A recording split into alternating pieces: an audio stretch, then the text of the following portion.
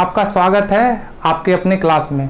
आज हम लोग इतिहास का पार्ट मॉडर्न हिस्ट्री शुरू करने जा रहे हैं। मॉडर्न हिस्ट्री में जो आपका चैप्टर है यूरोपीय कंपनी का आगमन, आज हम लोग उसी चैप्टर को पढ़ेंगे, भारत में यूरोपीय कंपनी का आगमन। आशा करता हूं कि आप लोग भी मन से घर में पढ़ रहे होंगे, क्योंकि इस कोरोना काल में आपको मन से नहीं हारना है और अपना कर्म करते रहना है, क्योंकि किसी कवि ने कहा है कर्म करो तो फल मिलता है, आज नहीं तो कल मिलता है, और जितना गहरा हो कुआं उतना मीठा ही जल मिलता है। तो अगर आपको भी अपने जीवन में उतना ही मीठा जल पाना है तो अपना कर्म करते रहिए। कर्म का फल आज नहीं कल नहीं परसों भी जरूर मिलेगा, इसलिए पढ़ते रहिए और घर में स्वस्थ रहिए, सुरक्षित रहिए। तो चलिए शुरू करते हैं आज भारत में यूरोपीय कंपनियों का आगमन। कहा जाता है कि हम लोग चैप्टर शुरुआत में पढ़ा कि भारत में सबसे पहले पुर्तगाली आए, लेकिन प्रश्न ये उठता है कि भारत में पुर्तगाली और जितने भी यूरोपीय आए वो आए क्यों, क्या उद्देश्य था उनका, वो किस मार्ग से आए। जैसे आप लोग शुरुआत में ही देख चुके हैं, मौर्य काल में यूनानियों से हमारा मित्रवत संबंध था, बहुत सारे व्यापारी हम भारत पहुंच रहे थे, लेकिन वो स्थल मार्ग से आ रहे थे। लेकिन ऐसा क्या हुआ कि 15वीं शताब्दी तक आते आते वे लोग जल मार्ग की खोज किए। बराबर प्रश्न आता है कि भारत की खोज किसने की, तो आपका आंसर आता है वास्को डी गामा। तो भारत क्या पहले भुलाया हुआ थोड़ा था कि भारत की खोज की। प्रश्न ये होना चाहिए भारत के समुद्री मार्ग की खोज किसने की, जिसका सही आंसर होगा वास्को डी गामा। तो आखिर क्या जरूरत पड़ी कि आपको समुद्री मार्ग से आना पड़ा, जबकि भारत में आने वाले सभी आपको क्या थे, जैसे जितने भी आपको आ रहे थे सब आ रहे थे, कोई खैबर दर्रा से आ रहा था, कोई और दर्रे से आ रहे थे। तो आखिर क्या कारण था, तो चलिए उन्हीं बातों को आज हम लोग जिक्र करते हैं कि आखिर क्या हुआ। भारत में मुख्यतः दो भागों से विदेशी प्रवेश कर सकते थे। एक तो उत्तर पश्चिम भाग, जो ये रास्ता है उत्तर पश्चिम, ये उत्तर, ये हो गया आपका पश्चिम, ये उत्तर पश्चिम भाग जिसमें आपका पाकिस्तान, अफगानिस्तान, ईरान, इराक, तुर्की, इस रास्ते से यूरोपियन सब आते थे। दूसरा जो मुख्य रास्ता था आपका, दूसरा जो कहा जाता है समुद्री मार्ग द्वारा, जो समुद्री मार्ग द्वारा भारत आते थे हिंद महासागर के माध्यम से। लेकिन ऐसी स्थिति आती है 15वीं शताब्दी तक आते आते ऐसी स्थिति आती है कि ये जो रास्ता स्थल मार्ग है यूरोपियों के लिए ब्लॉक हो जाता है। तो चलिए हम उसी पर चर्चा करते हैं। बात 1453 की है। 1453 में, उसके पहले आप एक सवाल, एशिया का प्रवेश द्वार किस देश को कहा जाता है, तो एशिया का प्रवेश द्वार तुर्की को कहा जाता है। ठीक है, कहीं कहीं किस किताब में यूरोप का भी प्रवेश द्वार उसे बोला जाता है, और यूरोप का मरीज भी किसे कहा जाता है, तुर्की को कहा जाता है। तो 1453 में उस्मानिया द्वारा कहा जाता है कि तुर्की पर अधिकार, तुर्की नहीं कस्तुनतुनिया पर, कस्तुनतुनिया देखते हैं कहां पे है। तो पहले क्या था कि यूरोप के लोग इस माध्यम से सड़क मार्ग से भारत आते थे, जहां पे उन्हें कई देशों से कई दर्रों से गुजरकर भारत आना पड़ता था। फिर आपको यहां से हिंद महासागर से अरब यात्री मध्यकालीन भारत में बहुत सारे आए, अरब यात्री भी आपको इस माध्यम से भारत आते थे। लेकिन कहा जाता है कि इसी काल में इतने देशों से गुजरने के बाद 1453 में उस्मानिया, या उसको तुर्क भी कह सकते हैं, तुर्कों ने कस्तुनतुनिया जो यूरोप था, जैसे ये देखिए ये आपका यूरोप है, ये आपका तुर्की है, तुर्की ये सीमा लास्ट सीमा है, जिसके बीच में काला सागर, जिसे हम मरमरा सागर भी कहते हैं, बहती है। इसी कस्तुनतुनिया का ये आपका क्या है, यूरोप का जो फर्स्ट जो देश था वो क्या था, कस्तुनतुनिया था। यहाँ पर 1453 में उस्मानिया यानी तुर्क ने कस्तुनतुनिया पर अधिकार कर लिया और यूरोप के रास्ते भारत के लिए बंद कर दिया गया स्थल मार्ग, यानी इतने सारे टैक्स ही लगा दिए गए, इतनी कड़ाई ही कर दी गई, जिसके माध्यम से यूरोप क्या है स्थल मार्ग से आ नहीं सकते थे। तब यूरोपियों को लगा कि नहीं, अब समुद्री मार्ग खोजा जाए। तब कहा जाता है पुर्तगालियों ने, क्योंकि पुर्तगालियों जो थे, पुर्तगाली मसालों के लिए भारत पे ही डिपेंड थे। क्यों, क्योंकि यूरोप में जो जितने भी देश हैं सब अधिकतर ठंडे प्रदेश हैं, वहाँ मांस को रखने के लिए कहा जाता है कि मसालों का लेपन करते थे, मसालों के माध्यम से मांस को ज़्यादा दिन तक रहते थे, क्योंकि उस समय तो फ्रीज थे ही नहीं। तो इसलिए कहा जाता था वो मसालो। तो कहा जाता है कि आपको सबसे पहले पुर्तगाली, यहाँ पर पुर्तगाल देश है, यहीं पे स्पेन है। तो पुर्तगाल के उस समय एक राजा थे जिन्हें कहा जाता है Prince Henry the navigator. The navigator का मतलब होता है जो समुद्री मार्ग में पथ प्रदर्शक हो, जो समुद्री मार्ग का पता बताता हो। उन्होंने सबसे पहले कुछ अपने नाविकों को भारत की खोज के लिए भेजा। इसमें से सबसे पहले यहां पर कहा जाता है कि सबसे पहले तो 1487 में बार्थोलोम्यू डियास ने ही भारत की खोज के लिए ये माध्यम से निकला था, यूरोप से इस तरह दक्षिण अटलांटिक। लेकिन ये अफ्रीका के जो अंतिम बिंदु है केप ऑफ गुड होप आते आते यहां से वो वापस लौट गया, क्योंकि जब आपको आगे का रास्ता पता ही नहीं होगा तो आप आगे जा सकते हैं, क्योंकि उस समय गूगल मैप भी नहीं था कि आप गूगल मैप में टाइप करते और रास्ता देख के पहुंच जाते। जब आप एग्जामिनेशन सेंटर पे जाते हैं तो बिना गूगल मैप से पहुंचते हैं, नहीं पहुंच पाते हैं, या तो पूछकर। तो यानी जहां पे रास्ता भी नहीं पता, तो यहां से सबसे पहले 1487 में 87 में Bartholomew Dias Cape of Good आकर यहां से घूम गया। उसके बाद बात आती है 1492 में कोलंबस, जो स्पेन का निवासी था, वो भारत की खोज के लिए निकला। लेकिन वो कहा जाता है कि वो भारत की ओर ना खोजकर उसने अमेरिका की खोज कर ली। निकला भारत की खोज करने, लेकिन खोज के लिया अमेरिका की। उसके बाद बात करते हैं पुर्तगाली नाविक वास्को डिगामा। 1497 में पुर्तगाल से भारत की खोज के लिए भारत निकला, और वो इस रास्ते से यानी दक्षिणी अटलांटिक महासागर से होते हुए केप ऑफ गुड पहुंचा। जहां कहा जाता है, वहां पे इससे एक प्रश्न आता है, इस नाम को याद रखिएगा, जहां कहा जाता है अब्दुल मजीद नामक एक व्यापारी ने इसकी मदद की, और उन्होंने बताया कि केप ऑफ गुड के पास कि भारत इसी रास्ते में आपको मिलेगा, यानी इस हिंद महासागर की ओर। जब कोई आपको रास्ता बता देते हैं कि आगे जाके बाएं, तो आपको थोड़ा सा मनोबल भी बढ़ जाता है। तब वास्को डिगामा का भी मनोबल बढ़ा, और इस तरह उन्होंने क्या किया कि आपको आगे हिंद महासागर में आकर भारत के, कहा जाता है उस समय कालीकट बंदरगाह, जो वर्तमान में अगर पूछा जाए तो जो केरल का जो तट है मालाबार तट, वहां पहुंचे।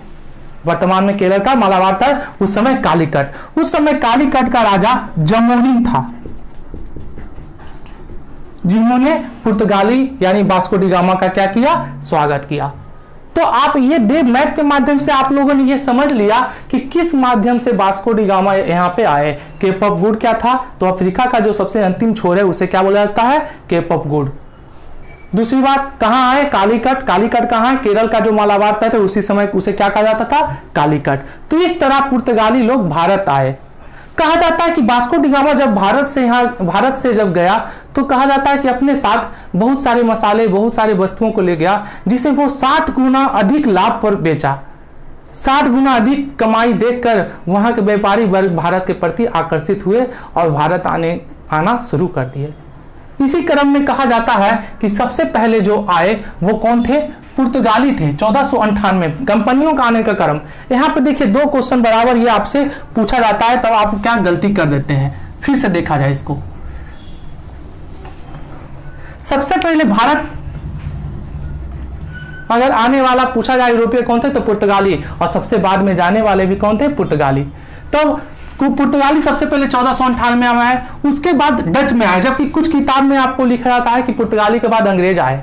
वो मैं अभी क्लियर कर देता हूं, इसको समझना है इस तरह से। अगर कहा जाए कि कंपनियों के आने का क्रम यानी पुर्तगालियों के आने का क्रम, तो सबसे पहले पुर्तगाली 1498 में आए, उसके बाद डच 1595 में आए, उसके बाद अंग्रेज 1600 ईस्वी में आए। डेनिस यानी डेनमार्क के निवासी को डेनिस कहा जाता है, और हॉलैंड के निवासी को डच कहा जाता है। फिर से देख लीजिए, HOLAND हॉलैंड, जिसे नीदरलैंड भी कहा जाता है। हॉलैंड के निवासी को डच कहा जाता है, और डेनमार्क के निवासी को डेनिस कहा जाता है।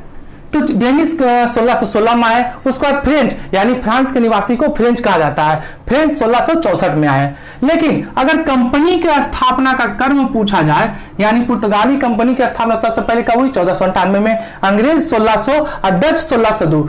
डच आए थे 1595 में ही, लेकिन उन्होंने अपनी कंपनी की स्थापना कब की? 1602 में। इसके कारण आप लोग कंफ्यूज हो जाते हैं और अंग्रेज को पहले बताते हैं, जबकि आप जानिएगा कि आने के क्रम में सबसे पहले डच आए, उसके बाद अंग्रेज आए। लेकिन अगर कंपनी की स्थापना की बात की जाए तो सबसे पहले कंपनी की स्थापना की थी अंग्रेजों ने 1600 में, और डच की थी 1602 में, डेनिश 1620 और फ्रेंच 1664। तो ये उनका आने का क्रम है और ये उनका कंपनी स्थापना का क्रम है। अब बारी बारी से हम लोग पढ़ेंगे कि पुर्तगालियों में आने में सबसे पहले वायसराय कौन थे, उनका क्या क्या योगदान है। चलिए तो अब शुरू करते हैं। पुर्तगाली आने वाले सबसे पहले यूरोपीय पुर्तगाली थे। हम बात करते हैं कि पुर्तगालियों ने भारत में अपना प्रभुत्व कैसे जमाया, क्योंकि सबसे पहले यूरोपियों में सबसे पहले पुर्तगालियों ने ही भारत की खोज की। तो कहा जाता है कि 20 मई 1498 को वास्को डी गामा भारत के पश्चिमी तट, मैंने कालीकट बताया, कालीकट केरल, केरल कहाँ है? पश्चिमी तट। जैसा कि मैंने इसके पहले वाले वीडियो भारत के बंदरगाह में सारे बात बताया था, पश्चिमी तट कहाँ है, पूर्वी तट कहाँ है, कौन से बंदरगाह कहाँ है। अगर आपने वो वीडियो नहीं देखा तो जाके देखिए, ठीक है, तब आपको और भी अच्छा कॉन्सेप्ट आएगा मैप का।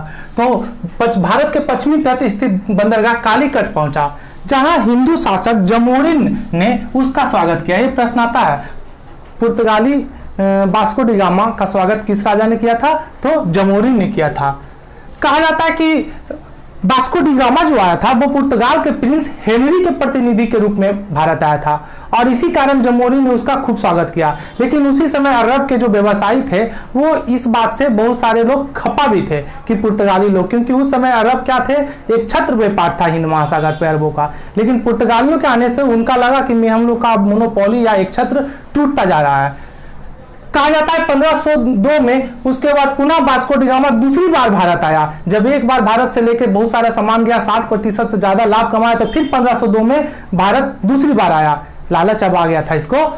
तो जब दूसरी बार भारत आया तो उन्होंने 1503 में कोचीन में पहली फैक्ट्री या कोठी स्थापित की। बहुत इंपॉर्टेंट प्रश्न है, पुर्तगालियों ने अपनी पहली फैक्ट्री या पहली कोठी कहां स्थापित की? तो कोची में। आप लोग ये बात याद रखिएगा, प्रश्न बराबर आता है। फैक्ट्री या कोठी क्या होता था? तो फैक्ट्री या कोठी आप उसे कह सकते हैं कि जहां पर वे अपना वस्तु या व्यापार से संबंधित वस्तुओं को संग्रह करते थे और जहां उनसे संबंधित लोग रहते थे, रहने के लिए अपना घर, ये फैक्ट्री या कोठी में ही सारा चीज बना देते थे।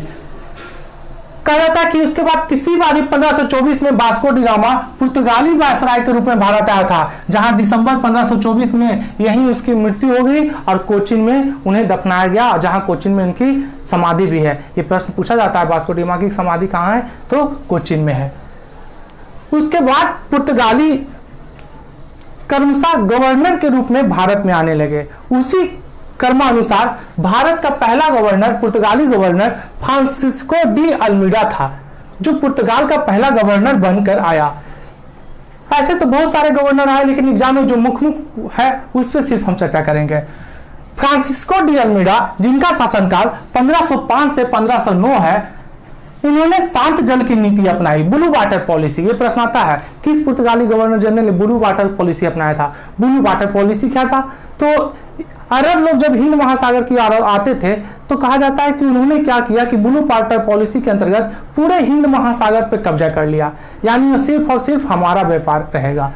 इसी में हम आगे चलेंगे कि उन्होंने क्या किया कि यहाँ पर हिंद महासागर में उन्होंने एक परमिट की व्यवस्था कर दी, जिसे कार्टिज पत्ती भी कहते हैं। हम आगे पढ़ेंगे। तो यानी ब्लू वाटर पॉलिसी के अंतर्गत इतना ही समझिए कि ये हिंद महासागर पर एकाधिकार चाहते थे कि सिर्फ और सिर्फ पुर्तगालियों का ही व्यापार हिंद महासागर में हो। तो ब्लू वाटर पॉलिसी का जन्मदाता फ्रांसीसी गवर्नर फ्रांसिस्को डी अल्मीडा था। इनके कार्यकाल में नौसेना हिंद महासागर में सबसे ज्यादा शक्तिशाली हो गई थी। फ्रांसिस्को डी अल्मीडा के बाद दूसरे गवर्नर जनरल आए अल्फांसो डी अल्बुकर्क, जिनका शासनकाल 1509 से 1515 था। अगर प्रश्न पूछा जाए पहला पुर्तगाली गवर्नर कौन था, तो आपका उत्तर होगा फ्रांसिस्को डी अल्मीडा। लेकिन अगर प्रश्न पूछा जाए पुर्तगाली शासन का वास्तविक संस्थापक कौन था, तो अल्फांसो डी अल्बुकर्क। जिस तरह अगर प्रश्न पूछता है दिल्ली सल्तनत का संस्थापक कौन था, तो आप लोग जवाब देते हैं कुतुबुद्दीन ऐबक। लेकिन जब प्रश्न पूछा है दिल्ली सल्तनत का वास्तविक संस्थापक किसे बनाता है, तब आंसर आ जाता है इल्तुतमिश। तो ये दोनों में थोड़ा सा अंतर आपको समझना है। अब ये वास्तविक संस्थापक कैसे बना? तो इन्होंने क्या किया, 1510 ईस्वी में गोवा के बंदरगाह पर अधिकार कर लिया। गोवा उस समय बीजापुर के शासक यूसुफ आदिल शाह के नेतृत्व में आता था, यानी गोवा के शासक, बीजापुर शासक यूसुफ आदिल शाह के अधीन आता था। साथ ही साथ इन्होंने पुर्तगालियों को भारतीय महिलाओं के साथ शादी करने को बढ़ावा दिया। तो ये इनका एक कारण ये भी था कि ये सिर्फ पहले के गवर्नर जितने आ रहे थे उनका एकमात्र लक्ष्य था भारत में व्यापार करना, लेकिन ये ऐसे गवर्नर जनरल थे जो भारत में अपने साम्राज्य को विस्तार भी करना चाहते थे, अपने साम्राज्य का विस्तार करना चाहते थे। किन माध्यम से? तो उन्होंने अपने पुर्तगालियों को, ठीक है, भारतीय महिलाओं से शादी के लिए प्रेरित किया। साथ ही साथ उन्होंने अपने क्षेत्रों में सती प्रथा बंद करवा दिया। इस कारण अल्फांसो डी अल्बुकर्क को राजा राम मोहन राय का पूर्वगामी भी कहा जा सकता है। पुर्तगाली स्वयं को, इसके बाद बहुत सारे गवर्नर जनरल आए, लेकिन उससे बहुत सारा क्वेश्चन नहीं आता। अब बात करते हैं कुछ इंपॉर्टेंट पॉइंट की। पुर्तगाली अपने आप को सागर का स्वामी कहते थे। साथ ही साथ इन्होंने हिंद महासागर में कार्टेज पद्धति का आरंभ किया। कार्टेज पद्धति समझते हैं? कार्टेज पद्धति क्या था? कार्टेज पद्धति मतलब परमिट, यानी अगर आपको हिंद महासागर में व्यापार करना है तो परमिट लेना पड़ेगा। इवन आपको यहाँ ये भी कह सकते हैं कि अकबर भी कहा जाता है कि अकबर ने भी हिंद महासागर में व्यापार करने के लिए पुर्तगालियों से परमिट लेना पड़ता था, अकबर को भी। भारत में सबसे पहले पुर्तगाली आए और सबसे लास्ट में पुर्तगाली गए भी। कहा जाता है भारत की स्वतंत्रता के बाद 1961 में गोवा को छोड़कर वो भारत वापस गए, यानी गोवा को भारत में मिलाकर वे भारत से वापस चले गए।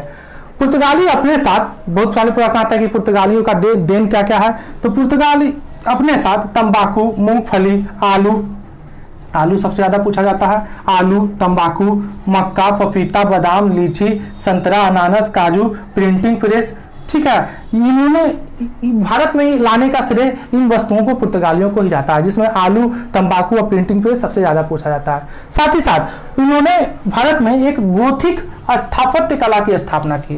स्थापत्य कला, गोवा के अधिकतर जो चर्च हैं वो गोथिक स्थापत्य कला के बने हुए हैं, तो आप उसका एग्जाम्पल दे सकते हैं। तो यानी पुर्तगाली अपने साथ ये भी भारत लाए थे।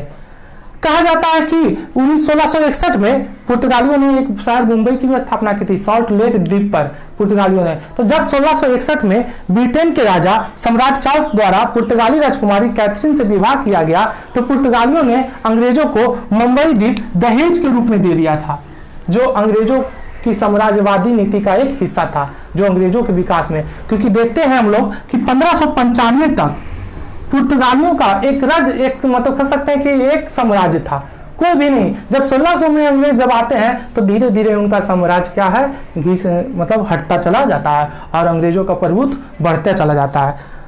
इसी क्रम में देखिए कुछ हम खोजकर्ता की बात करते हैं। भारत की खोज 1498 में वास्को डी गामा द्वारा, अमेरिका की खोज 1492 में कोलंबस द्वारा, Cape of Good of Hope की खोज 1487 में बार्थोलोमियो डियाज द्वारा, ऑस्ट्रेलिया की खोज 1770 में जेम्स कुक द्वारा, जबकि न्यूजीलैंड की खोज 1642 में तस्मान द्वारा या तस्मीनिया भी लिखा जाता है के द्वारा की गई थी।